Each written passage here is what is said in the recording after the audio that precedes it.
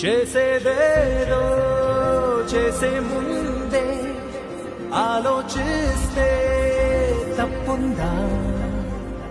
తోచిందేదో చేసేస్తుంటే తొందరపాటే కాదా? ఆచితూచి అడుగయ్యొద్దా? ఇదే తెలియాలి, నది ఎదురైతే పోతే తీరాలి, కథ మొదలైతే గెలుపే పొందాలి, తలుపి నీదే అయినా లేవాలి. ఏ పూటైనా ఏ చోటైనా నిలవని పయనం సాగాలి.